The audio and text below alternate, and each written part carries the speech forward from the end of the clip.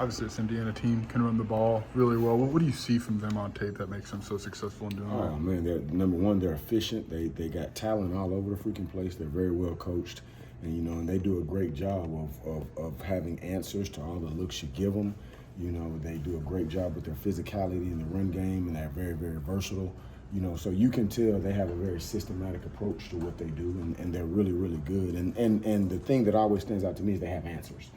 I think part of coaching is being able to recognize something that could be problematic and then having an answer to fix it in an in-game situation, which is very impressive. Right, we say that, but they also have a quarterback who can throw it around. Oh, yeah, and so what's the challenges of kind of living in both worlds with teams that are as effective as they are both in the air and on the ground? For us, just number one, focusing on the things we know we need to do to have a chance to win the game, being disciplined, playing great with technique, straining every snap. And then when we identify something, whether it be formationally, whether it may be situationally, just making sure we execute the call that we've prepared for that moment. And if we do that, we've had a chance to be pretty good this year. So, how do you think? I'm sorry. How do you think you guys responded with Dylan out last week?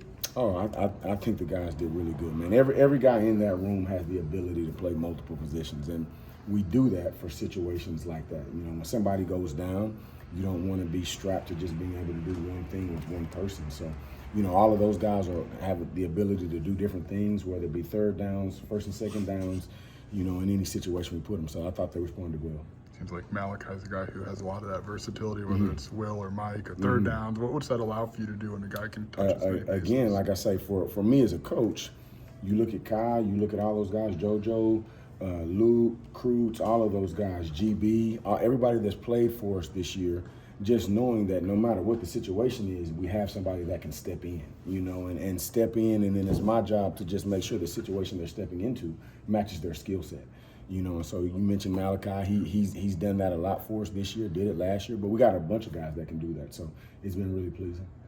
On Monday, Coach Bielema said that Grant Bierman's one of the best linebackers that he's recruited as a head coach. What did you see from him when he got his opportunity? And he's got 3 more games before he burns his red shirt. So can we see some more of him, you think? Yeah, and the biggest thing with GB is just continuing to bring him along. Like Coach has said, and I've said before, he's super talented, man. Like, he just has such a rare skill set when you look at his size, speed, athleticism, and he's still just a freaking baby. So just imagine that dude's going to be huge when he truly grows into a grown man. But, we're just going to keep bringing him along, keep developing him, and then making sure when he goes out there, it's in a situation that he can be successful. That's the biggest thing for me as a coach. He's a young guy, so putting him in situations where he can be successful to continue to develop every aspect of his game, physically and mentally. What were the biggest challenges for him as he came into his freshman